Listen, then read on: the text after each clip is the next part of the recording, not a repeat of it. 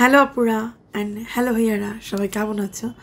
আজকে অনেক দিন পর আমি আবার চলে আসলাম 12 প্যাচেল উইথ অনন্যার নতুন একটা এপিসোড নিয়ে। সবাইকে অনেক অনেক ধন্যবাদ এতদিন ধরে আমার পাশে থাকার জন্য, এত ধৈর্য সহকারে আমার সাথে থাকার জন্য। আমি জানি না আর কোন কন্টেন্ট ক্রিয়েটর এত দিন ধরে গ্যাপ নিয়ে তারা আবার যখন ইউটিউবে ব্যাক করে তাদের ভিউয়ার্সরা এত সুন্দর করে তাকে আবার ওয়েলকাম জানায়, আর তারা এত ধৈর্য সহকারে তার জন্য অপেক্ষা করে। সেটার জন্য আমি অনেক কৃতজ্ঞ, আর আমি নিজেকে অনেক ভাগ্যবান মনে করি। ভাগ্যবান, আমি তো পুরুষ না, আমি মহিলা, সো আমি ভাগ্যবতী। মাথা পুরো গেছে, আমার মাথা পুরো গেছে। সো যাই হোক, তো চলো দেরি না করে শুরু করে দিই আজকের 12 প্যাচাল। বাট 12 প্যাচালটা শুরু করার আগে যেটা না বলি না, অলরেডি তোমরা বুঝে গিয়েছো, সেটা হচ্ছে আজকের 12 প্যাচালকে নন স্পন্সার করছে নান আদার দ্যান তারারা স্কিন আর্টিস্ট্রি। আর আজকে যে প্রোডাক্টটি নিয়ে আমি কথা বলতে যাচ্ছি এটা হচ্ছে বোনাজোর ব্র্যান্ডের প্রোপোলিস সিরাম। পার্সোনালি আমি যে প্রোপোলিস সিরামটা এতদিন ধরে আমি ব্যবহার করে এসেছিলাম সেটা হচ্ছে উইশ ট্রেন্ডের প্রোপোলিস সিরাম, যেখানে প্রোপোলিসের পার্সেন্টেজ ছিল 15%, আর সেটার দাম হচ্ছে 2700 থেকে 3000 টাকা। আর ওই প্রোডাক্টটার সাইজ হচ্ছে 30 ml। আর আমি রিসেন্টলি ব্যবহার করা শুরু করেছি। রিসেন্টলি বলতে আমি 1 বছর বোঝাচ্ছি। আমি একটা প্রোডাক্ট অন্তত 1 বছর না ব্যবহার করে, তোমরা জানো আজ পর্যন্ত আমি কোনোদিনই রিভিউ দিই না, অন্তত 6 মাস। সো এটা আমি রিসেন্টলি বলতে আমি 1 বছর ব্যবহার করা বোঝাচ্ছি। আমি গত কুরবানি ঈদ থেকে এটা ব্যবহার করছি। সো এটা আমি ব্যবহার করছি প্রায় গত কুরবানি ঈদ থেকে। এখানে প্রোডাক্ট আছে 100 ml।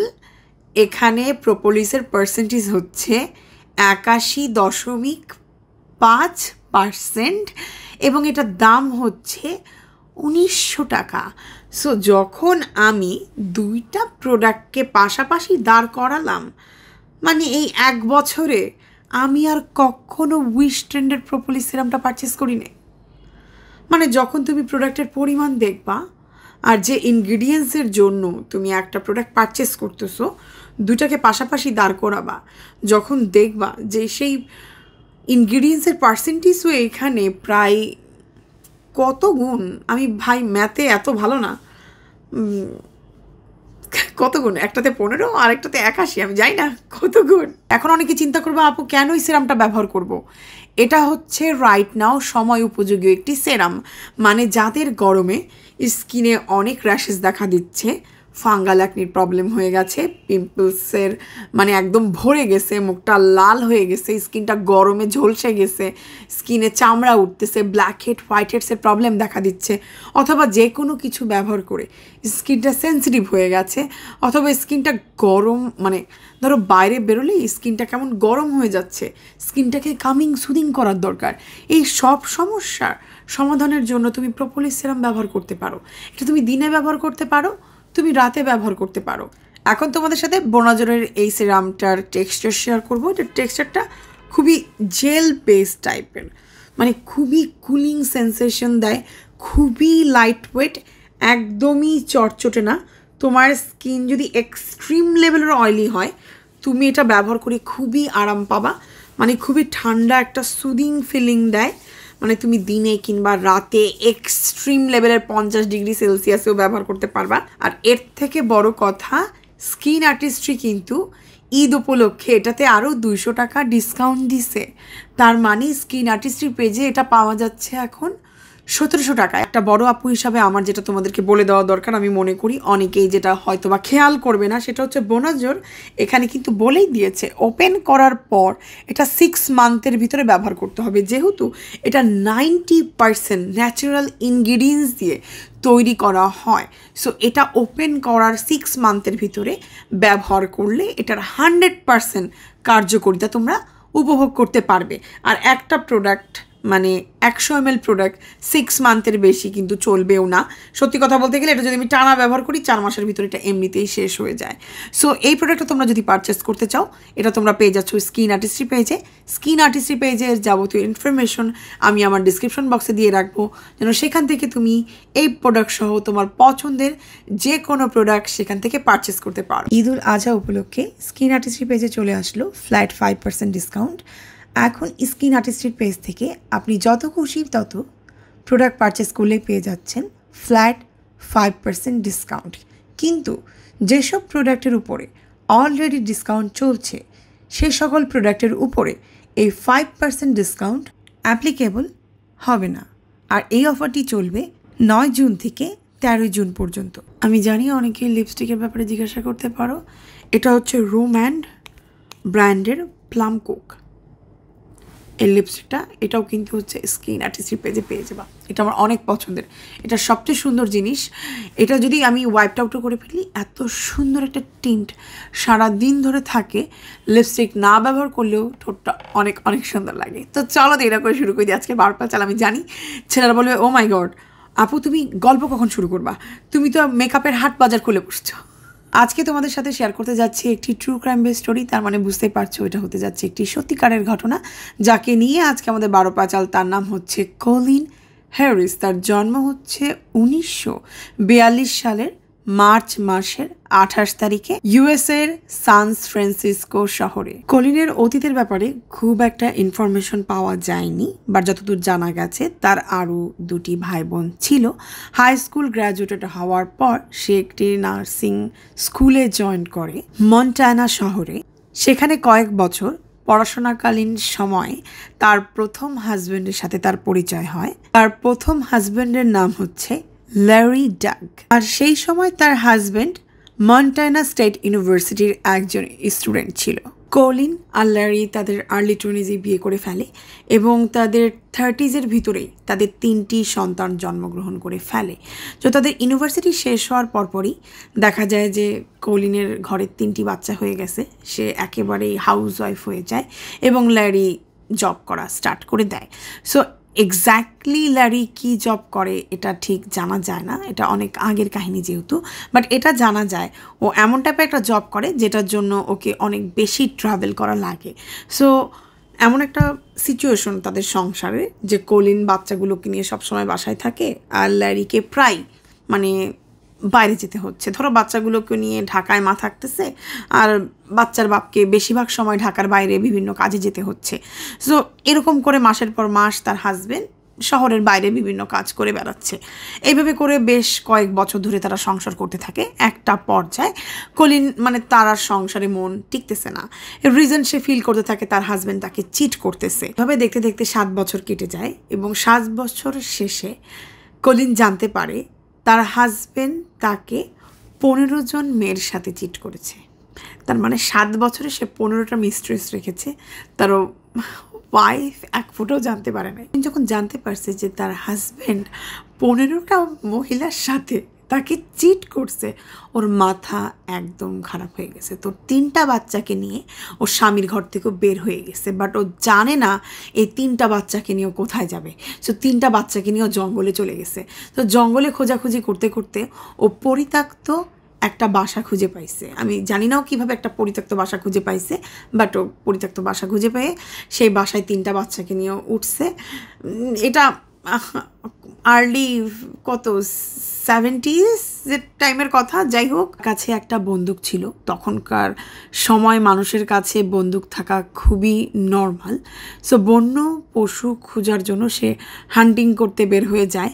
সো এইভাবে পশু খোঁজার জন্য হান্টিং করতে করতে তার বন্দুক চালানোর প্রতি দক্ষতা আস্তে আস্তে বাড়তে থাকে। এটা মাথায় রাখতে হবে যে এভাবে করতে করতে অ্যাকচুয়ালি সে বন্দুক চালানো খুবই ভালো মতো করে শিখে যায়। এভাবে করে বেশ কয়েকদিন চলে যায়। এরপরে খুঁজতে খুঁজতে ল্যারি চলে আসে তার বাচ্চাদেরকে আর তার ওয়াইফকে ব্যাক নেওয়ার জন্য। বাট যখন ল্যারি চলে আসে কলিনের কাছে মাপ চাইতে, কলিন তখন বলে যে না, সে আর ব্যাক যাবে না এবং সে বলে যে তুমি যদি আমার বাচ্চাদেরকে আমার থেকে ব্যাক নিতে চাও, আমি লিটারেলি সবাইকে বলবো যে তুমি আমাকে আর আমার বাচ্চাকে অ্যাবিউজ করেছো। এরপরও যখন ল্যারি তার বাচ্চাদেরকে ব্যাক নেওয়ার চেষ্টা করে, সে লিটারেলি তার হাজব্যান্ডের মাথায় গান তাক করে বলে যে তুমি যদি এখান থেকে চলে না যাও আমি তোমাকে গুলি করতে বাধ্য হব। শেষমেশ ল্যারি ভয় পেয়ে সেখান থেকে চলে যায়। পরবর্তীতে তারা দুইজন মিউচুয়ালি ডিভোর্স নিয়ে নেয়। ল্যারির সাথে যখন কলিনের ডিভোর্স হয়ে যায়, এই ডিভোর্সের পরেও কিন্তু কলিন তার বাচ্চাদেরকে নিয়ে ওই জঙ্গলের পরিত্যক্ত বাড়িটার ভিতরে অথবা ওই ক্যাবিন রুম যেটাই বলো সেই বাসার ভিতরেই কিন্তু থাকতো। এভাবে বেশ কিছুদিন চলতে থাকে। এর কিছুদিনের ভিতরেই কলিন যে খবরটা পায় তার মা হঠাৎ করেই মারা গেছে। তো মায়ের উত্তরাধিকারী হিসাবে সে তার মায়ের কিছু সম্পত্তি পায়। সেই সম্পত্তির ভিতরে তার মায়ের একটা বাড়ি, মায়ের সে বাড়িটা ছিল হচ্ছে ক্যালিফোর্নিয়াতে। এরপরে সে ঠিক করে তার 3 সন্তানকে নিয়ে সে ক্যালিফোর্নিয়াতে মুভ করবে। সেখানে যাওয়ার পর জিম রান নামের একটি লোকের সাথে তার পরিচয় হয়। জিম রান হচ্ছে ক্যালিফোর্নিয়ার বড়সড় একজন বিজনেসম্যান। কলিনের প্রেমে পড়ার আমি বলবো একটা প্যাটার্ন আছে, মানে ও খুব দ্রুত প্রেমে পড়ে এবং ও খুব দ্রুত বিয়ে করে ফেলে। অন্যদিকে জিম রান অনেক ওপেন মাইন্ডেড এবং বড় মনের টাইপের একজন মানুষ ছিলেন। ও যেটা বলে, আমার যেহেতু নিজের কোনো বাচ্চা নেই, আমি চাই তুমি তোমার বাচ্চাদেরকে নিয়ে আমার কাছে মুভ করো, আমরা দুজন মিলে এই 3টা বাচ্চাকে বড় করব। আর তাছাড়া কলিন যেটা বলে, ও নিজের পায়ে নিজে দাঁড়াতে চায় এবং একটা জব করতে চায়। তাই জিম রান যেটা বলে যে এক কাজ করো, তাহলে তুমি আমার বিজনেসে ইন করো, তুমি আমার বিজনেসে জব করা স্টার্ট করে দাও। আর যেটা পরবর্তীতে কলিন জানতে পারে যে ওর যত প্রপার্টি আছে আর যত বিজনেস আছে, মানে 70s সময় ওর সব কিছু মিলিয়ে প্রায় ওভার $1 মিলিয়ন তার প্রপার্টিজ আছে। তার মানে বলতে পারো যে মানে ভালোই বড়লোক একটা লোককে সে পটায় ফেলছে। কলিনকে বিয়ে করার আগে জিম রান ওর সব কিছু কলিনকে বলে দিয়েছিল এবং কলিনকে বলেছিল তোমার যা অতীত আছে তুমি চাইলে আমাকে বলে দিতে পারো, তোমার অতীত নিয়ে আমার কিচ্ছু আসে যায় না। বাট কলিন খুবই উইয়ার্ড একটা মেয়ে।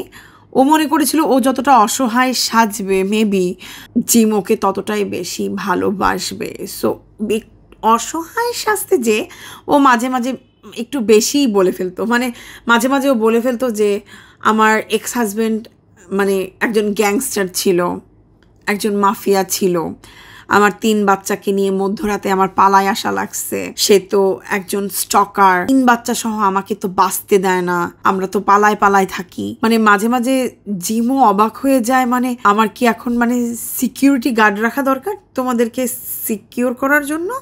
তো না না না না এগুলো করা লাগবে না। মানে ও মাঝে মাঝে অবাক হয়ে যেত।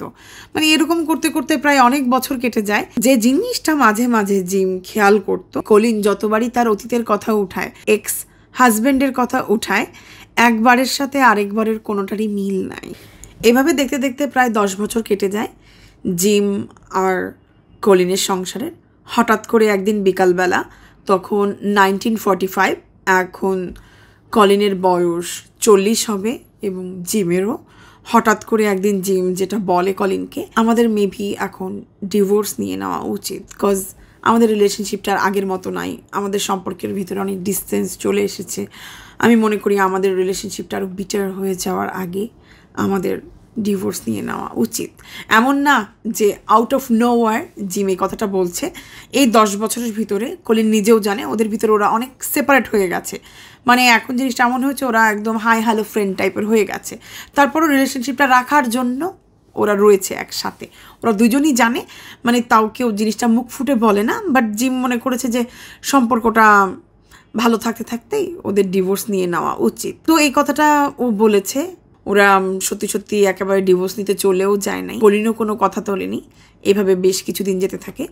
সো হঠাৎ করে কলিন তার বাবাকে একদিন কল দেয়, আর কল দিয়ে ওর বাবাকে বলে, বাবা জিম তো মারা গেছে গুলি খেয়ে। কলিনের বাবা বলে, মানে কিভাবে মারা গেছে? কলিন বলতে থাকে, আমি জানি না বাবা। তো এটা শুনে কলিনের বাবা বলে, তাহলে কাজ করো, তুমি এক্ষুনি পুলিশকে কল দাও, এরপর তুমি তোমার লয়ারকে কল দাও।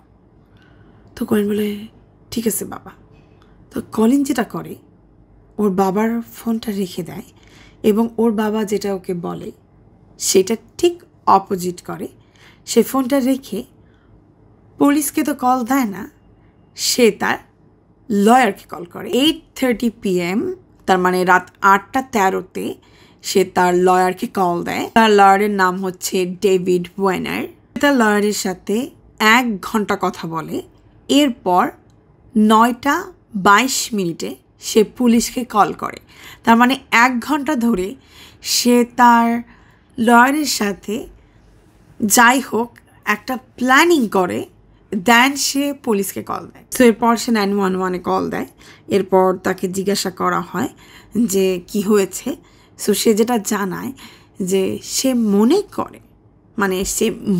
করে মেবি সে তার হাজব্যান্ডকে গুলি করেছে। সে শিওর না, কিন্তু সে মনে করে। 911 থেকে তাকে যেটা জিজ্ঞাসা করা হয় যে আপনি যে বলছেন যে মেবি তাকে আপনি শ্যুট করে ফেলেছিলেন ভুলের বশে অথবা ভয়, কোন পারপাসে তাকে গুলি করে ফেলেছিলেন আপনার সেটা মনে আছে?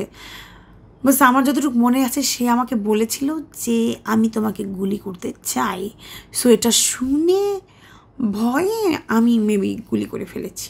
এরপর 911 থেকে কলিনকে জানানো হয় যে আচ্ছা আপনি চিন্তা করবেন না, খুব দ্রুত আমরা এখানে একটি অ্যাম্বুলেন্স পাঠিয়ে দিচ্ছি।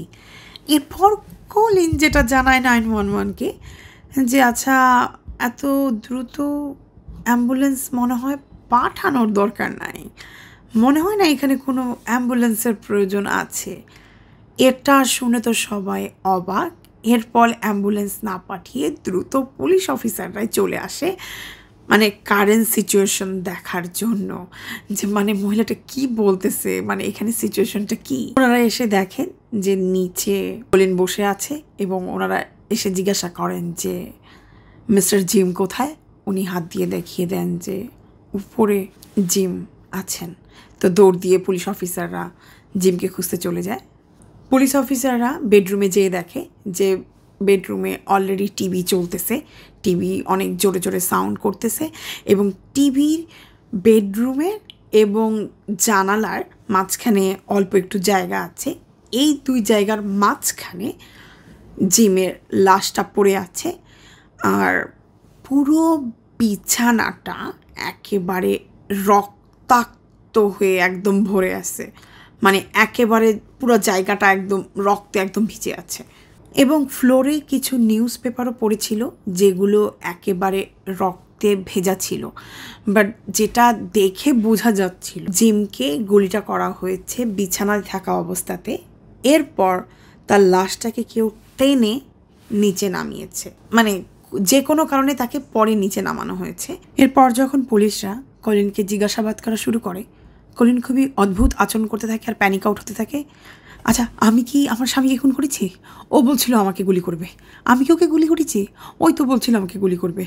গুলি কি আমার হাত থেকে বেরোলো? ওই তো বলছিল আমাকে গুলি করবে।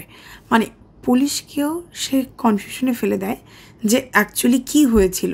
মানে ও এমন একটা সিচুয়েশন তৈরি করেছে, মানে শুনলে মনে হচ্ছে যে সিচুয়েশনটা এমন হয়েছে ওর হাজব্যান্ড ওকে গুলি করার চেষ্টা করতেছিল, ওদের ভিতরে একটা হাতাহাতি হস্তাধস্তি একটা লড়াই হচ্ছিল। ওরকম একটা অবস্থায় কলিনের হাত থেকে সামহাও গুলিটা ছুটে গেছে, কলিন নিজেও জানে না। আর ওর হাজব্যান্ড ওর হাতেই মারা গেছে, ও বুঝতেই পারেনি। বাট ও ভাবতেছিল মেবি ও মারা যাবে, সো ও বুঝতেই পারতেছে না যে কে মারা গেছে। মানে এরকম একটা নাটকও সাজাইছে। সো কলিনকে সাসপেশন অফ মার্ডারের জন্য গ্রেফতার করা হয় আর তাকে ট্রায়ালে নেওয়া হয় 1st ডিগ্রি মার্ডারের জন্য। আর এই ট্রায়ালে কলিনকে যে রিপ্রেজেন্ট করেছিল সে আর কেউ না, সে হচ্ছে ডেভিড ওয়াইনার, যার সাথে সে ওই মার্ডারের রাতে 1 ঘন্টা কথা বলছিল। মনে আছে নিশ্চয়ই, তোমাদের একটু আগে তোমাদের সাথে শেয়ার করেছিলাম। আমি হাসতেছি এর রিজন, মানে সব কিছু এই মহিলার আগে থেকে প্রি প্ল্যান ছিল। আর ওই মার্ডারের রাতেও কি প্যানিক টানায় দেখালো, কি নাটকটাই না সে করলো। ও তো অস্কার প্রাপ্তি একজন অভিনেত্রী। কেসটাকে যেভাবে ডেভিড ওয়াইনার সাজায় নিয়ে আসছে, ও মাই গড, মানে জাজের সামনে এটা যেভাবে সাজায় নিয়ে আসছে পুরা মুভি। মানে হয় না যে তামিলের মুভিগুলো যেরকম এইভাবে করে পাল্টে যায়, ও ঠিক এইভাবে করে সাজায় নিয়ে আসছে। মানে যেটা বলে যে ঠিক গুলিটা করার আগ মুহূর্তে এই রাত্রেবেলা বাসায় ফিরে কলিন যেটা জানতে পারে এত দিন ধরে, এই 10 বছর ধরে তার এই ভালো হাজব্যান্ড তার 3টি সন্তানকে শারীরিকভাবে নির্যাতন করে আসতেছিল। আর এটা যখন সে জানতে পেরে যায়, তার হাজব্যান্ড তাকে গুলি করে মারার চেষ্টা করে। যখন ধস্তাধস্তি করে মারামারিটা করার চেষ্টা করতেছিল, ওই মুহূর্তেও জিম কলিনকে বলতেছিল যে এই মুহূর্তে তার সাথে এক্সট্রা কারিকুলার অ্যাক্টিভিটিস পারফর্ম করে দেখাতে হবে।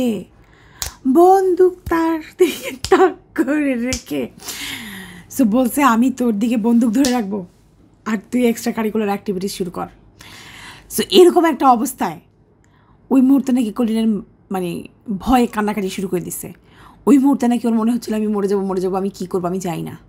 তো ওর যখন পেটের ভিতরে নাকি বন্দুক ধরে রাখছে, ওর মাথা নাকি আর কাজ করতেছে না। তো ওই অবস্থায়, ধরো এটা বন্দুক আমার কাছে এভাবে ধরে রাখছে, তো ওই অবস্থায় ও সামহাও ট্রিগার পয়েন্টে নিজের হাত ঢুকাইছে।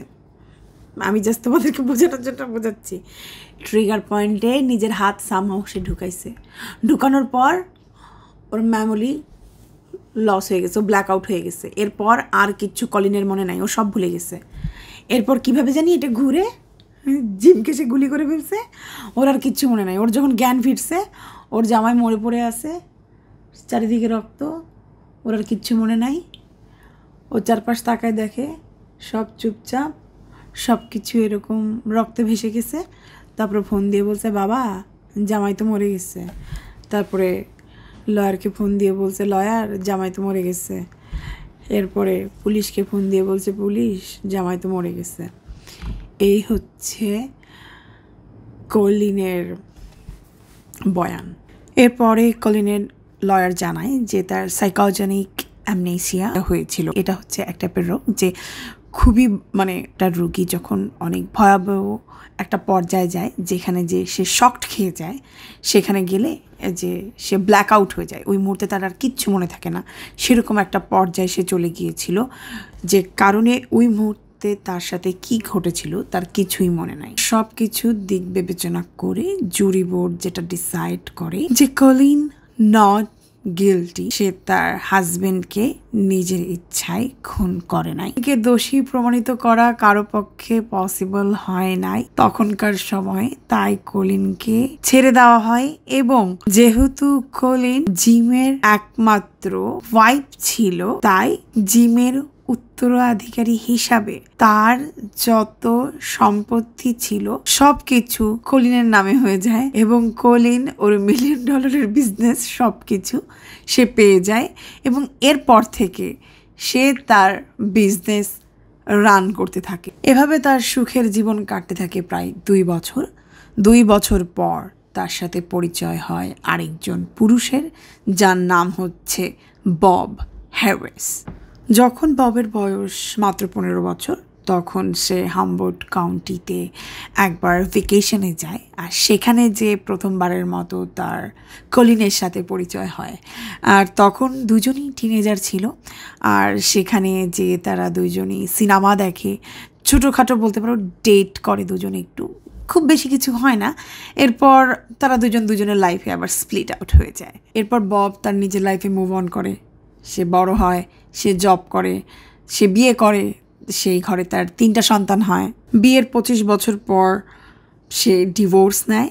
এরপর ডিভোর্সের কিছুদিন পর কোইন্সিডেন্সলি তার আবার কলিনের সাথে পরিচয়। তো যেটা হয়, হঠাৎ করে দুজনের একটা জায়গাতে দেখা হয়ে যায়। আর দেখা হওয়ার সাথে সাথে দুজনকে রেকগনাইজ করে ফেলে। আর দেখা হওয়ার সাথে সাথে দুজনের অতীতের সব কিছু দুজনের সাথে শেয়ার করে।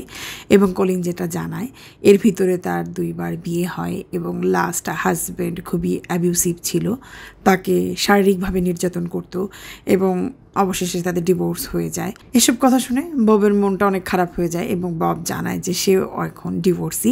এরপরে তাদের ভিতরে আস্তে আস্তে একটা ভালো ফ্রেন্ডশিপ গড়ে ওঠে এবং কিছুদিনের ভিতরে তারা দুজনই রিলেশনশিপে জড়িয়ে যায় এবং দুইজনের বাচ্চাদেরকে ইন্ট্রোডিউস করায় এবং তারা ডিসাইড করে তারা বিয়ে করবে। সো এরপর বব ডিসাইড করে কলিনের বাচ্চাদের এবং ববের বাচ্চাদেরকে একসাথে প্রোগ্রাম করে সবাইকে পরিচয় করাবে। সো সবাইকে একসাথে মিট আপ করানোর পর খুব সুন্দর করেই সব কিছু হয়। বাট যেখানে একটু ঝামেলা হয়, ববের মায়ের সাথে কলিনের মিট আপটা খুব একটা ভালো যায় না। সো হঠাৎ করেই ববের মা জিজ্ঞাসা করে কলিনকে, ও তোমার এক্স হাজব্যান্ডের কী হয়েছিল, কিভাবে মারা গেছে? সো কলিন নর্মালি বলে যে ওর হার্টের সমস্যা ছিল, সো নর্মালি হার্ট অ্যাটাক করে মারা গেছে। মানে ও এত নর্মালি কোশ্চেনটার অ্যান্সার করছে, এই কোশ্চেনের অ্যান্সারটা শুনেই ববের মার কাছে জিনিসটা ভালো লাগে না। এটা বলার সময় তোমার মনে একটু দুঃখ লাগে নাই, তুমি আরেকটা বিয়ে করতে চলে আসছো, মানে এই জিনিসটা একটা ফুটাও ববের মার ভালো লাগে না। আর ওই মুহূর্ত থেকেই ববের মা মানে কন্টিনিউয়াসলি ববকে বলে গেছে যে এই মেয়েকে আমার ভালো লাগে না বব, এই মেয়ে সংসারে শান্তি নিয়ে আসবে না। মানে কুট কুট করে ববের কানে বলেই গেছে এই মেয়ে আমার পছন্দ হচ্ছে না, এই মেয়ে আমার পছন্দ হচ্ছে না। আর ববও 25 বছর তো একটা মহিলার সাথে সংসার করছেই, সেই সংসারেও যখন সুখ আসে নাই, মানে এখন তো সে তার মেন্টাল পিস চায়। সো ওর মাকে যেটা বলতে থাকে, প্লিজ মা এগুলো বাদ দাও, মানে এখন আমি শুধু আমার শান্তি চাই, লোকে কি বলে মানুষ কি বলে সেগুলো আমি আর দেখতে চাই না। ও কারো কথা না শুনে সে জাস্ট কলিনকে নিয়ে চিন্তা করতে থাকে। সো এত কিছুর পরেও যখন ববের মা আটকাতে পারছে না কলিনের থেকে, সো উনি চিন্তা করেন যেভাবেই হোক আমার ছেলেকে কলিনের থেকে যেভাবেই হোক সরায় আনতেই হবে। তখনকার সময় তো ইন্টারনেট ছিল না, কলিনের ব্যাকগ্রাউন্ড চেক করবে। তো উনি যেটা করে, লাইব্রেরিতে যায়, অতীতের ম্যাগাজিন আর নিউজ পেপার জোগাড় করতে, যে এই মহিলার সম্পর্কে মানে নিউজ পেপারে কোনো খবর আসছিল নাকি সেগুলো জোগাড় করতে। কয়েক বছরের পেপার ঘাটাঘাটি করে যেটা জানতে পারে, কলিনের হাজব্যান্ড অ্যাকচুয়ালি হার্ট অ্যাটাক করে মারা যায়নি, উনি মারা গিয়েছিলেন অ্যাকচুয়ালি গুলি করে। পেপার ঘেটে উনি এটাও বের করতে পারেন যে কলিনকে গ্রেফতার করা হয়েছিল এটা সন্দেহ করে যে মেবি কলিন তার হাজব্যান্ডকে মার্ডার করেছে। এটা দেখে ববের মায়ের তো মাথা খারাপ হয়ে গেছে। এরপর ববের মা যেটা চিন্তা করে, ডিরেক্টলি যদি আমার ছেলের কাছে যাই, আমার ছেলে তো আমার কথায় পাত্তা দিবে না, ভাববে আমি এগুলো সব বানায় নিয়ে আসছি। সো এখন আমি কি করি? তো ববের ছেলে নাম হচ্ছে নোহা, মানে সে তার নাতির কাছে যায়, সে তার নাতিকে সব কিছু খুলে বলে। কজ বব তার ছেলে নোহার সাথে অনেক মানে ভালো সম্পর্ক। সে তার নাতিকে বলে, তুমি এক কাজ করো, এই সব পেপার কাটিংগুলো নিয়ে তোমার বাবার কাছে যাও, তোমার বাবাকে যে বলো যে কোন মহিলার পাল্লায় সে পড়েছে, তুমি সব কিছু বুঝিয়ে পড়লে আমি শিওর ওই খারাপ মহিলার কাছ থেকে তুমি তোমার বাবাকে নিশ্চয়ই ছোটাতে পারবে। তো দাদির সব কিছু শুনে, সব পেপার কাটিং পড়ে, ছেলে তো চিন্তা করে না, ঠিকই তো বলছে দাদি, বাবা তো ভালোই মানে 2 নম্বর মহিলার খপ্পরে পড়ছে। তো এরপর দাদিকে বাসায় রেখে বাবার সাথে আলাদা করে একটা জায়গায় যেয়ে নোহা যোগাযোগ করে, মানে ববের সাথে নোহা বসে। এরপর সব পেপার কাটিং নিয়ে দেখিয়ে ববকে যেটা বলে, বাবা তোমার সাথে আমি একটা পার্সোনাল বিষয়ে কথা বলতে চাই। হ্যাঁ শিওর বলো। সে এই জিনিসগুলো তোমার সাথে শেয়ার করতে চাই। তুমি অ্যাকচুয়ালি কলিনকে যেরকম মনে করতেছো, ও এতটাও সাদাসিধা মহিলা না। উনি তো আমাদেরকে বলছে ওর জামাই হার্ট অ্যাটাক করে মারা গেছে, আসলে সে তো হার্ট অ্যাটাক করে মারা যায় নাই। সব কিছু দিক বিবেচনা করে মনে হচ্ছে সেই হয়তোবা সে তার হাজব্যান্ডকে খুন করেছে। সামহাও সেখান থেকে সে বের হয়ে গেছে, বাট এসব দেখে মনে হচ্ছে সে তার হাজব্যান্ডকে সামহাও মেরে সেখান থেকে বেঁচে বের হয়ে আসছে। সব যেটা বলে, তোমার কি মনে হয়? এসব কিছুই আমি জানি না, সব আমি জানি। আসলে ওর হাজব্যান্ড অনেক অ্যাবিউসিভ ছিল, খুবই খারাপ একজন লোক ছিল, ওকে প্রচণ্ড মারধর করত। এসব কথাগুলো আমার মার সামনে বলে ও নিজেকে ছোট করবে সেটা আমি চাচ্ছিলাম না, তাই ও না পারতে মায়ের সামনে হার্ট অ্যাটাকের গল্প বানিয়ে বলেছিল। এখন মা যখন খুঁজে পেয়ে গেছে, কি আর করার। সো তুমি মাকে বলে দিও এসব ব্যাপারে যেন বেশি নাক না গলায়। আর নোহাকে বব যেটা বলে যে তোমাকে এসব নিয়ে চিন্তা করতে হবে না, এগুলো আমি দেখব। তখন নোহা বলে, আমার মনে হয় আমাদের সব ফ্যামিলি মেম্বারদেরকে বসে এগুলো নিয়ে একটু চিন্তা করা উচিত। তখন বাবা বলে যে না, তোমাকে কোনো কিছু দেখতে হবে না, এগুলো সব আমার মাথায় আছে, ড্রপ দিস রাইট নাও। তো এর উপরে তার কথা হয় না। নোহা দাদির কাছে এসে সব কিছু খুলে বলে। নোহা এবং তার দাদি খুব হতাশাগ্রস্ত হয়ে যায়। সো এই জিনিসটা নিয়ে তারা আর বেশি দূর আগায় না। এবং বব নোহাকে দিয়ে এটাও প্রমিস করায় যে তোমার সাথে যে আমার এই টপিকে কথা হয়েছে, তুমি কিন্তু এই কথাবার্তাগুলো তোমার বোনের সাথে একদমই শেয়ার করবে না। এর কারণ হচ্ছে এই না যে তার বোন জেনে বাবাকে নিয়ে টেনশন করবে। এর রিজন তার বোন হচ্ছে একজন পুলিশ। সে যদি এই বিষয় নিয়ে জানে, হয়তোবা সে এইগুলো নিয়ে আরও ইনভেস্টিগেট করা শুরু করবে। মেবি এই রিজনে ওর বাবা বলছে যে খবরদার আমার মেয়ে যেন এই ব্যাপারে একদম নাই জানে। তো এরপর বব আর কলিন অবশেষে বিয়ে করে ফেলে। এভাবে দেখতে দেখতে বব আর কলিনের সংসারে কেটে যায় প্রায় 5 বছর। এখন চলে আসলো প্রায় 1995 সাল। সো কোনো একদিন মানে হচ্ছে বিকালবেলা সবাই মিলে নাস্তা করতেছে, ওরকম একটা সময় বব তার ডটার মানে যে পুলিশ অফিসার ডটার আছে তার সাথে গল্প করতেছে যে কেমন চলছে তোমার পুলিশ চাকরি। তো সেখানে বসে তার বাবার সাথে ক্রিমিনাল কেস এগুলো নিয়ে কথাবার্তা বলতেছে। তো তার মেয়ে মানে ববকে বলতেছিল যে একটা ক্রিমিনালকে নিয়ে খুব একটু ঝামেলা হচ্ছে, সে একটা মার্ডার কেসের আসামি, মানে একটা গান শুটিং ঝামেলা নিয়ে তারা চলতেছে। তো এই কনভারসেশনের ভিতরে হঠাৎ করে কলিন গল্পের ভিতরে মানে গল্প বলার জন্য বলে ওঠে, ও হ্যাঁ আমার প্রিভিয়াস হাজব্যান্ডকে নিয়ে আমার একটা ট্রায়াল চলছিল, ওখানে আমি তাকে শ্যুট করে ফেলেছিলাম, ওই সময় আমি ব্ল্যাক আউট হয়ে যাই। অ্যাকচুয়ালি আমার কিছু মনে পড়ছিল না ওই সময় কি হয়েছিল, বাট আমি নট গিলটি হই। এরপর আমি ওখান থেকে রিলিজ পেয়ে যাই। তোমাদের সাথে আমি একটু আগে শেয়ার করেছিলাম বব কিন্তু নোহাকে বলেছিল যে এইসব ব্যাপার যেন তার বোনকে সে না জানায়। সো কেউ কিন্তু ববের ডটারকে কিছুই জানায়নি। তো এই 5 বছর ধরে কিন্তু ববের ডটার কিছুই জানতো না। এতদিন পরে সবাই যখন খেতে বসেছে, এখানে এসে যখন সে জানতে পারলো তার স্টেপ মাদার একজন ক্রিমিনাল, যে কিনা হচ্ছে একজন তাও আবার মার্ডার কেসের আসামি ছিল, তো আবার এত বড় একটা ট্রায়াল দিয়ে আসছে, সে পুরো অবাক। আর তার থেকে এটা লুকানো হয়েছিল, মানে সে পুরো অবাক। মানে এখন তো সে অন্য নজরে তার স্টেপ মমকে দেখবে, তাই না? এই ঘটনাটা ঘটার পর থেকে ববের ডটার কলিনকে অ্যাকচুয়ালি ক্রিমিনালের চোখে দেখতে থাকে। বাট যেহেতু এই ঘটনাটা অনেক আগে ঘটে গেছে, এখন ববের ডটার পুলিশ হওয়া সত্ত্বেও মানে যেহেতু তার হাতে কোনো প্রমাণ নাই, তার পক্ষে অ্যাকচুয়ালি কিছু করার ছিল না। নোহারও কিছু করার ছিল না, তার দাদিরও কিছু করার ছিল না। তারা অ্যাকচুয়ালি মানে জিনিসটাকে ইগনোর করে যাচ্ছিল। এভাবে দেখতে দেখতে চলে আসে 1997 সাল। এখন ববের বয়স 50 বছর। সে ঠিক করে সে রিটায়ার্ড করবে এবং সে তার পার্সোনাল প্রজেক্ট নিয়ে কাজ করা শুরু করবে। বব ডিসাইড করে যে তার মঙ্গোলিয়াতে যে একটা প্রজেক্টের কাজ চলতেছে সে সেটা শেষ করে রিটায়ারমেন্টে যাবে। আর এর সাথে সাথে ববের লেক টাহোতে একটা ক্যাবিন ছিল যেখানে সে প্রায় যেত কাজের পারপাসে অথবা রিল্যাক্সেশনের জন্য। সো এরপর 2005 সালে হঠাৎ করে কলিন ডিসাইড করে যে সেও রিটায়ারমেন্ট নিবে। বাট এটা শোনার পর বব যেটা বলে যে আমি যেহেতু ঠিক করেছি রিটায়ারমেন্ট নিব আর তুমিও বলছো রিটায়ারমেন্ট নিবে, দুইজন যদি একসাথে রিটায়ারমেন্ট নিয়ে ফেলি তাহলে আমাদের যেসব পেমেন্টের কাজগুলো আছে সেগুলো তো আমরা একসাথে দিতে পারবো না। দুইজন একসাথে রিটায়ারমেন্ট নিলে তো হবে না, আমাদের একটা প্ল্যানে আসতে হবে। আমি কয়েক বছর রিটায়ারমেন্ট নেওয়ার পর তুমি যদি রিটায়ারমেন্ট নাও তাহলে আমাদের জন্য হেল্পফুল হবে। দুজন একসাথে রিটায়ারমেন্ট নিয়ে ফেলে আমরা বিপদে পড়ে যাব। তো এগুলো শোনার পর কলিন যেটা বলে আমার মাথায় একটা প্ল্যান আছে, আমি যদি এখন তোমাকে ডিভোর্স দিয়ে ফেলি তাহলে কিন্তু আমি তোমাকে বিয়ে করার আগে গভর্নমেন্ট থেকে যে বিধবা ভাতাটা পেতাম সেটা কিন্তু পাবো।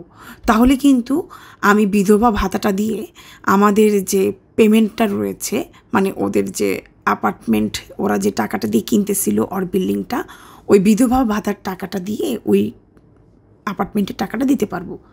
এই কথাটা শুনে মানে বব একটু আকাশ থেকে পড়ছে। এত বছরের সম্পর্ক, মানে তুমি একবারও চিন্তা করলা না যে তুমি আমাকে ডিভোর্স দিয়ে দিবা, জিনিসটা তোমার কাছে এতটাই নর্মাল? তো এরপর যেটা হয়, ওদের যেহেতু টাকার আসলেই ঝামেলা চলতেছিল, বব কলিনের কথাবার্তা অনুযায়ী তারা অ্যাকচুয়ালি ডিভোর্স নেয়। তাদের যেহেতু টাকার প্রয়োজন ছিল, সে অ্যাকচুয়ালি বিধবা ভাতা দিয়ে তাদের সেই টাকার সমস্যাটা দূর করে। এভাবে চলছিল প্রায় 1 বছর। 1 বছর পর তারা আবার রিম্যারিড করে। ববের ভিতরে মানে একটা অন্য একটা চেঞ্জ চলে আসে। সে কলিনকে আগে যেভাবে পছন্দ করতো, এখন সে আর কলিনকে সে চোখে দেখে না। তার ওয়াইফের প্রতি যে রেসপেক্টটা তার ছিল, এখন সেটা আস্তে আস্তে কমতে শুরু করে দিছে। ববের মতে আস্তে আস্তে কলিনের প্রতি তার ভালোবাসা ফেড হতে থাকে, যে কারণে বিভিন্ন কাজের অজুহাত দিয়ে বব বেশিরভাগ টাইম সে বাইরেই কাটাতো। সো যেহেতু তার একটা প্রজেক্টের কাজ চলতেছিল মঙ্গোলিয়াতে, সো সে তার বেশিরভাগ টাইমটা মঙ্গোলিয়াতেই কাটাতো। দেখতে দেখতে চলে আসে 2012 সাল। এখন কলিন আর ডেভিড হচ্ছে তাদের আর্লি 70s, মানে তাদের এখন প্রায় 70 বছর বয়স। এখন ডেভিড তার বেশিরভাগ সময়টা কিন্তু হচ্ছে মঙ্গোলিয়াতেই কাটায়। মঙ্গোলিয়াতে এসে একটা মেয়ের সাথে তার সম্পর্ক হয়েছে, যার বয়স মাত্র 34 বছর বয়স। এটা বলতে পারো কাইন্ড অফ গুড রিলেশনশিপ, মানে এটা তার বলতে পারো একটা ভালো কাছের মেয়ে বন্ধু, যার সাথে সে ফোন আলাপ করতে পছন্দ করে। মেয়েটার নাম হচ্ছে আজা। সো এই মেয়ে বন্ধুটার সাথে ফোনে কথা বলতে বলতে আস্তে আস্তে বব তার প্রেমে পড়ে যায়। সো 2012 সালের সেপ্টেম্বর মাসে সামহাও কলিন জানতে পেরে যায় তার হাজব্যান্ড একটা অ্যাফেয়ারে জড়িয়ে গেছে তার অর্ধেক বয়সের, মানে এই বয়সে সে যেটাকে বলা হয় তার হাঁটুর বয়সের একজন নারীর সাথে। অ্যাকচুয়ালি কলিন প্রথমে নিজে জানে না, ওর ছেলে অ্যাকচুয়ালি জানতে পারে, এরপরে কলিনকে জানায়। আর কলিন যখন জানতে পারে ও অনেক কষ্ট পায়। কলিন জানার পর অনেক ভেঙে পড়ে, মানে ও খুব কানাকাটি করতে থাকে, ও চিন্তা করতে থাকে তার মানে কি আমাকে বব ছেড়ে দিবে, আর ছেড়ে দিয়ে ওই হাঁটুর বয়সী মেয়ের কাছে চলে যাবে। এখন সমস্যাটা হচ্ছে, যখন কলিন জানতে পারছে যে তার হাজব্যান্ড তাকে চিট করতেছে, ওই মুহূর্তে তার হাজব্যান্ড তার কাছে ছিল না। ওই মুহূর্তে তার হাজব্যান্ড মঙ্গোলিয়াতে ছিল। যে কলিন ওই মুহূর্তে এই জিনিসটা প্রসেস করতে পারতেছিল না যে তার হাজব্যান্ড তাকে চিট করছে। তো সে এখন তো এই কথাটা তার কারোর সাথে শেয়ার করতে হবে যে তার হাজব্যান্ড তাকে চিট করছে।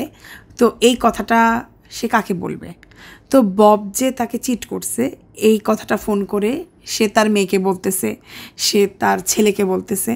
এখন সত্যি কথা বলতে গেলে, যখন ববের মেয়েকে কল করে সে জানাবে, অবশ্যই যেহেতু সে ববের মেয়ে, সামহাও মানে যতই তার বাবার দোষ থাকুক, সে তার বাবার সাইডটাই নিবে। যেহেতু অতীতে সে শুনেছিল এই মহিলা আরেকজনকে গুলি করে মেরে তার বাবার সংসারে এসেছে। সো এই মহিলাও দুধে ধোয়া তুলসী পাতা না, মানে আমাদের বাংলাদেশি ডায়লগে বলতে গেলে এভাবে বলা যায়। এই মহিলাকে সে খুব একটা পাত্তা দিচ্ছে না। সো ফাইনালি বব মঙ্গোলিয়া থেকে আসে, এবং মঙ্গোলিয়া থেকে সে আসতে না আসতে সে জেনে যায় তার ওয়াইফ অলরেডি জেনে গেছে সে চিট করতেছে। সো বাসায় হয়তো বা সে একা যেতে ভয় পাচ্ছিল, তাই সে ঠিক করে বাসায় যাওয়ার সময় সে তার মেয়েকে নিয়ে তার ওয়াইফের বাসায় যাবে। মেবি তার মেয়ে একজন পুলিশ অফিসার বলে তাকে নিয়ে গেছে, অর তাকে একজন সাক্ষী হিসাবে নিয়ে যাচ্ছে, হু নোজ। সো সে তার মেয়েকে নিয়ে বাসায় যায়। তো বাসায় আসার পর ববের মেয়ে এবং কলিন একসাথে বসার পর বব সব কিছু ক্লিয়ার করে যে দেখো, বেশ কয়েক বছর ধরে তোমার আমার রিলেশনশিপ ঠিকমতো চলছিল না, আমিও লোনলি ফিল করছিলাম, যেহেতু কাজের সুবাদে আমাকে মঙ্গোলিয়াতেই বেশ কয়েক বছর ধরে থাকার প্রয়োজন হচ্ছিল। সেখানে একজনের সাথে আমার পরিচয় হয়, বেশ কয়েক মাস ধরে তার সাথে আমার ফ্রেন্ডশিপ ছিল, আর কিছুদিন ধরে তার সাথে আমি একটা রিলেশনশিপে জড়িয়ে গিয়েছি, সেটার জন্য আমি এক্সট্রিমলি সরি।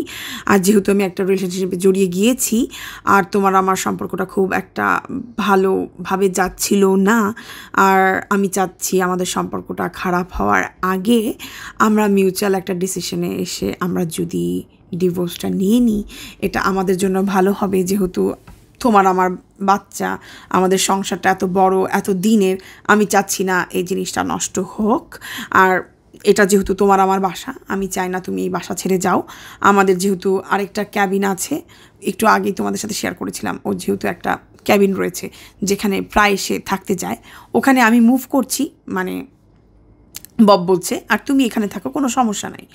এই কনভারসেশনের সময় মানে খুবই চুপচাপ শুনতেছিল কলিন, কোনো কিছু বলতেছিলাম। আচ্ছা ঠিক আছে। উল্টো ও সরি বলতেছিল যে আমি অনেক বেশি রিয়্যাক্ট করে ফেলেছিলাম, সেটার জন্য সরি। না না, কোনো সমস্যা নেই, হ্যাঁ আমি ঠিক আছে, এখানে ঠিক করে ফেলবো। মানে বব তো চিন্তাই করতে পারতেছে না যে কলিন এত সহজে সব কিছু আন্ডারস্ট্যান্ড করতেছে, যে সব কিছু মেনে নিচ্ছে, যে ইটস ওকে, কোনো সমস্যা নেই। না না, হতেই পারে, এত বছর থেকেছি, এখন একসাথে থাকা সম্ভব হচ্ছে না, তুমি একটা অ্যাফেয়ার করছো, না না হতেই পারে এরকম, আচ্ছা সমস্যা নেই, চলো ডিভোর্স নিয়ে ফেলি, না না হতেই পারে এরকম। সো এই কনভারসেশন শেষে বব আর ববের মেয়ে ওদের যে টাহুত লেকের পাশে ক্যাবিনটা আছে সেইখানে রওনা দিয়ে দেয়। আর খুবই অবাকর বিষয় হচ্ছে, এর পরের দিনই ওরা যেতে না যেতে যেটা রিয়েলাইজ করতে পারে যে ওরা এসে যে তার পরের দিন ববের সব কিছু এই বাসা থেকে এসে নিয়ে যাবে, সেগুলো কিচ্ছু করা লাগে নাই। মানে কলিন নিজে এসে সব কিছু দিয়ে গেছে। মানে এই জিনিসটা খুবই অবাকর লাগছে ববের কাছেও এবং ববের মেয়ের কাছেও, যে ববের সব কিছু নিজে থেকে এসে সেধে দিয়ে গেছে। মানে এটা সবার কাছে একটু উইয়ার্ড লাগছে যে ঝগড়া তো করেই নাই, জিনিস চাওয়াও লাগে নাই, এসেই সব কিছু দিয়ে গেছে, আবার দিয়ে যাওয়ার সময় আবার একটু রাগও দেখায় নাই। মানে জিনিসটা খুবই উইয়ার্ড। মানে ঝড়ের আগে যে একটু বাতাস বন্ধ থাকে, এটা মনে হয় সেটারই একটা প্রতীক। এভাবে করে দুজন সেপারেটলি থাকে। 2012 সালের নভেম্বর মাসে কলিনের একটা সার্জারি হওয়ার কথা। সো যেহেতু কলিন একা বাসায় থাকে, ওকে দেখার মতো কেউ নাই, তো না পারতে ববকে কল করে কলিন এবং জানায় যে যেহেতু আমার সার্জারি হয়েছে, আমাকে দেখার কেউ নাই, বব তুমি কি একটু আসতে পারবা?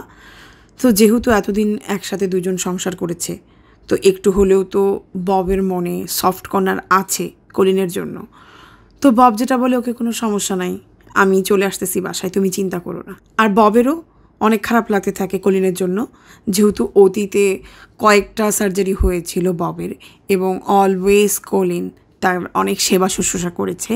এখন যেহেতু দুজন সেপারেট হয়ে গেছে, কলিনের পাশে কেউ নাই, তাই ববের অনেক খারাপ লাগতে থাকে। আর বব চিন্তা করতে থাকে এখন ববের উচিত কলিনের পাশে থাকা। তাই বব ডিসাইড করে, না এখন আমি কলিনের যে সেবা শুশ্রূষা করব। সো যেহেতু কলিনের সার্জারিটা নভেম্বরে হয়েছিল, নভেম্বর পরেই ডিসেম্বর, সো দেখা যায় খ্রিস্টানদের সব হলিডেগুলো হচ্ছে ডিসেম্বরই। সো কলিনের ফ্যামিলি, ববের ফ্যামিলি সবাই একসাথেই ছিল। আর যেহেতু কলিনের সাথে বব আবার মুভ ব্যাক করেছিল, এই জিনিসটা নিয়ে কলিনের ফ্যামিলি এবং ববের ফ্যামিলির সব বাচ্চা কাচ্চারা অনেক হ্যাপি ছিল যে ফাইনালি সবাই আবার একসাথে হয়েছে, বাবা মা একসাথে আছে, এগুলো নিয়ে সবাই অনেক হ্যাপি ছিল। সো দেখা গেছে একসাথে থ্যাঙ্কসগিভিং, ক্রিসমাস, নিউ ইয়ার সব কিছুই তারা একসাথে করেছিল। অন্য দিক দিয়ে যেহেতু আস্তে আস্তে কলিন সুস্থ হয়ে যাচ্ছিল, বব চিন্তা করছিল আচ্ছা যেহেতু কলিন সুস্থ হয়ে যাচ্ছে, তাহলে তো আমার আর এখানে আর থাকার দরকার নেই, তাহলে আমি আস্তে আস্তে আমার ক্যাবিনে আবার ব্যাক করি। তো বব ঠিক করে, মানে একটা ভালো দিন দেখে কলিনকে জানাই দিব যে এর ভিতরেই আমি আবার চলে যাচ্ছি। তো এর ভিতরে হঠাৎ করে একদিন আজা ববকে কল করে। তার মানে বুঝতেই পারছো ওদের রিলেশনশিপ অ্যাকচুয়ালি ছিল, বাট যেহেতু কলিন অসুস্থ ছিল, ওরা খুব একটা সামনাসামনি যোগাযোগ করতেছিল না। বাট অন্যদিকে কলিন মনে মনে চিন্তা করতে থাকে যে মেবি কলিন যেহেতু অসুস্থ হয়েছিল, সে তার মিস্ট্রেসকে ছেড়ে তার ওয়াইফের কাছে ফেরত চলে এসেছিল, কারণ সে তার ওয়াইফকে অনেক ভালোবাসে। আর যখন সে জানতে পারে সে আবার ওই মহিলার সাথে কথা বলা শুরু করেছিল, তার তো মাথা খারাপ হয়ে গেছে। সে চিন্তা করতে থাকে এই মহিলা আমার সংসার আবার ভাঙার চেষ্টা করতেছে, যেই সংসারটা আমি আবার তিলে তিলে গড়ার চেষ্টা করতেছি। যেটা না বললেই না, যেই সংসারটা ওরা নাই, মানে ও কাছে জাস্ট এমনিতেই ওর এক্স হাজব্যান্ড আসছিল কজ ও অসুস্থ বলে। ওর হাজব্যান্ড কিন্তু ওর কাছ থেকে চলেই গেছে। তো যেটা হয়, এই ঘটনার পরের দিন বিকাল 5টায় 911-এ শেরিফের কাছে একটি কল আসে কলিনের সেই পুরনো লয়ার ডেভিড ওয়াইনের পক্ষ থেকে। তিনি কল করে জানান কলিনের বাসা থেকে একটি শুটের আওয়াজ পাওয়া গেছে। এখন কে গুলিবদ্ধ হয়েছে হয়তো বা উনি সেটা জানেন না। এই খবরটি পাওয়ার সাথে সাথে কিছু পুলিশ অফিসার ইমিডিয়েটলি কলিনের বাসার সামনে যেয়ে হাজির হয় এবং দরজা কলিন নিজে খুলে, এবং দরজাটা খুলে কলিন খুবই অদ্ভুত আচরণ করতে থাকে। মানে সে খুবই কনফিউজড, মানে কি হয়েছে এখানে, পুলিশ কেন এসেছে, ও একদমই বুঝতে পারছে না। ঠিক যেমনটি ও বুঝতে পারেনি ওর দ্বিতীয় স্বামী সাথে কি হয়েছিল। এরপর পুলিশরা কলিনকে জিজ্ঞাসা করে যে আপনার সাথে কি কেউ রয়েছে আপনার। এরপর পুলিশরা কলিনকে জিজ্ঞাসা করে আপনার সাথে কি কেউ আছে। তখন কলিন বলে ইয়েস, আমার সাথে ঘরে আমার হাজব্যান্ড আছে। এরপর পুলিশ তাকে জিজ্ঞাসা করে উনি কি ঠিক আছেন। তখন কলিন বলে যে না, উনি মারা গেছেন। মানে পুলিশরা শুনেও খুবই কনফিউজড যে মানে। এরপর পুলিশ কলিনকে জিজ্ঞাসা করে যে আপনি কিভাবে বুঝলেন যে আপনার হাজব্যান্ড মারা গেছে। তখন কলিন বলে আপনারা এসে দেখে যান যে উনি কিভাবে মারা গেছে। এরপর পুলিশ অফিসাররা কলিন এবং ববের বেডরুমে যায়। বেডরুমে যেয়ে দেখে বিছানার উপরে ববের মরদেহ পড়ে আছে এবং পুরো বিছানায় ব্লাড চারপাশে ছড়িয়ে ছিটিয়ে আছে। এবং এই মরদেহ দেখে পুলিশরা বুঝতে পারে যে তার মাথাতে গুলি করা হয়েছে এবং এই গুলির কারণেই তিনি মৃত্যুবরণ করেছেন। এরপর সাথে সাথে কলিনকে পুলিশ স্টেশনে নিয়ে যাওয়া হয় কোশ্চেন করার জন্য। সো পুলিশরা একদম শর্টকাটে তাকে জিজ্ঞাসা করতে থাকে যে আমরা শুনতে পেরেছি যে আপনার হাজব্যান্ড একটা অ্যাফেয়ারে জড়িয়েছিল। আমাদের মনে হয় আপনি জানতে পেরে গিয়েছিলেন যে আপনার হাজব্যান্ড একটা অ্যাফেয়ার করছিল, আর সে কারণে আপনার হাজব্যান্ডের উপর রেগে গিয়ে হয়তোবা আপনি আপনার হাজব্যান্ডকে শ্যুট করেছিলেন। কলিন যেটা বলে যে না, আমি আগে থেকেই জানতাম আমার হাজব্যান্ড একটা অ্যাফেয়ারে জড়িয়েছিল, আর আমি খুব ভালো মতোই বুঝে গিয়েছিলাম সে কেন অ্যাফেয়ারে জড়িয়েছে। আসলে আমার অনেক বয়স হয়ে গেছে, আমি অনেক বৃদ্ধ হয়ে গেছি, আমার আগের মতো আর ওরকম সৌন্দর্য নেই। সে একটা ইয়াং মেয়ের সাথে থাকতে চাচ্ছিল, এটা খুবই নর্মাল। এটা জেনেও আমি তার সাথে থাকতাম বিকজ আমি তাকে ভালোবাসি, আর তাকে আমি একটা অ্যাফেয়ার করতে দিচ্ছিলাম কারণ সে একটা সুন্দর মেয়ের সাথে থাকতে চায়, এটা খুবই নর্মাল। এরপর পুলিশ জিজ্ঞাসা করে তাহলে যেদিন এই ঘটনাটা ঘটলো তাহলে কিভাবে ঘটলো। তখন কলিন যেটা বলে যেদিন এই ঘটনাটা ঘটেছে আমরা একসাথে রাত্রেবেলা টিভি দেখছিলাম। ওই টিভি দেখার সময় আমরা দুজনই বিছানাতে ছিলাম। হঠাৎ করে ওই মহিলার ফোন আসে। ওই মহিলার ফোন আসার পর আমার আর কিছুই মনে নেই, আমি কিছুই মনে করতে পারছি না এরপর আমার সাথে আর কি হয়েছিল। এরপর কলিন যেটা বলতে থাকে এরপর আমার যেটা মনে আছে পুলিশ আমার বাসায় আসছে, মাঝখানে কি হয়েছে না হয়েছে আমার তো আর কিছুই মনে পড়ছে। পুলিশরা পোস্টমর্টম করে জানতে পারে ববকে খুন করা হয়েছিল সকাল 6টায়। এরপর পুলিশরা এরপর থেকে কলিনের ফোন কল ট্র্যাকিং করা শুরু করে। সকাল 6টার পর থেকে কলিন অ্যাকচুয়ালি কী করেছে। কলিনের ফোন কল রেকর্ড চেক করে পুলিশরা যেটা জানতে পারে ওই দিন সকাল 7:30টার পর সে 200 mile trip to San Francisco. মানে তোমার মাথা কাজ করতেছে না, তুমি ব্লাইন্ড, তোমার কিচ্ছু মনে নাই, বাট তুমি 200 মাইল গাড়ি চালায় কোথাও চলে গেছো। সে গাড়ি চালায় গেছে হচ্ছে একটা স্টোরেজ ইউনিটে, যেই স্টোরেজ ইউনিটটা হচ্ছে তার নিজের ছেলের নামে রাখা। এখন অনেকেই চিন্তা করতে পারো যে এই সকালবেলা এই 200 কিলোমিটার গাড়ি চালিয়ে এই স্টোরেজ ইউনিটে ও কি রাখতে গেছে। ববের বেসিক্যালি হিউজ কয়েন কালেকশন ছিল, মানে এটা যে সেই কয়েন কালেকশন না, খুবই রেয়ার কয়েন কালেকশন। কিছু কিছু কয়েনের প্রাইস ছিল প্রায় $1000 প্লাস, মানে যেগুলো সেল করলে প্রায় $1 মিলিয়ন চলে আসবে। যেই গানটা দিয়ে সে ববকে খুন করেছে সেটাকেও সে একটা বক্সের ভিতরে ঢুকাইছে এবং সেই বক্সটা নিয়ে এসে গাড়ি চালিয়ে চলে আসছে তার ছেলের স্টোরেজে। সেগুলোকেই স্টোরেজে রেখে সে আবার গাড়ি চালায় বাসায় চলে আসছে। পুলিশকে তো কলিন বলেছিল সে ব্ল্যাক আউট ছিল এবং ব্ল্যাক আউট হয়ে সে 200 মাইল গাড়ি চালিয়ে সে কোথায় গিয়েছিল সে জানে না। বাট যেটা হয়েছিল, সান ফ্রান্সিসকো থেকে আসার পথে তার গাড়ি যায় নষ্ট হয়ে এবং সে সেই গাড়িটাকে রিপেয়ার করার জন্য সে কল দিয়েছিল তার কার ইন্স্যুরেন্সের AAA-তে। আর সেখানে কার ঠিক করার জন্য কল দিতে হলে অবশ্যই তার সিকিউরিটি নাম্বার, তার যাবতীয় পার্সোনাল ইনফরমেশন তাকে অবশ্যই ঠিকভাবে বলতে হবে। আর AAA-তে কল দিলে অবশ্যই সেই কলগুলোকে তারা রেকর্ড করে রাখে। সো লাকিলি সেই কলগুলো রেকর্ড করা ছিল। এরপর কলিনের ফোন রেকর্ড থেকে আরও জানা যায় যে সে বাসায় ফিরে এরপরও কিন্তু সে 911-এ কল করেনি অথবা কাউকে দিয়ে কল করায়নি। বাসায় আসার পর সে তার লয়ারের সাথে 90 মিনিট ফোন আলাপ করে। এরপর সে তার লয়ারকে দিয়ে পুলিশকে কল করায়, সে নিজে কল করেনি। মূলত সে এবং তার লয়ার একটা পুরো মাস্টার প্ল্যান বানায় গতবারের মতো এবং তারপর তারা পুলিশকে কল করে।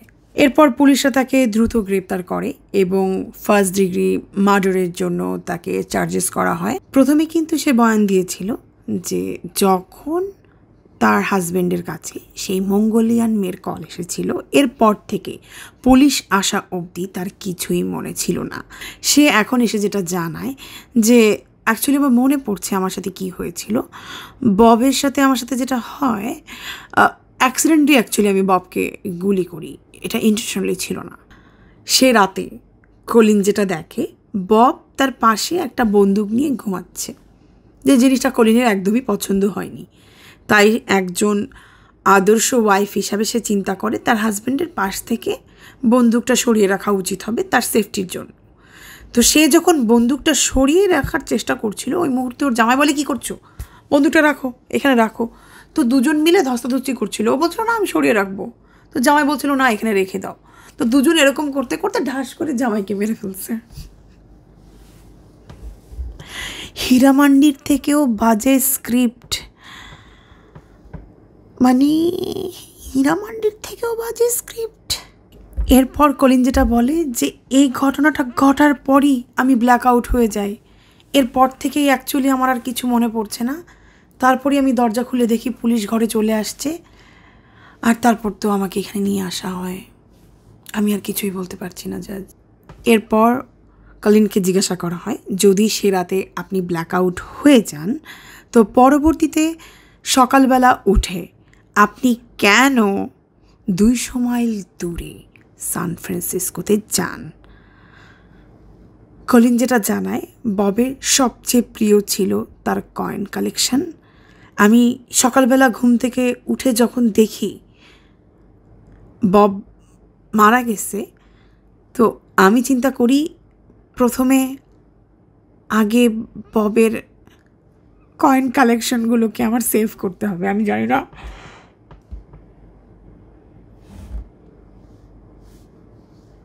আমি ভাষাহীন, আমার চোখ থেকে পানি বেরোবে না, আমার চোখই খুলে বেরোয় যাবে মনে হয় ওর দুঃখে।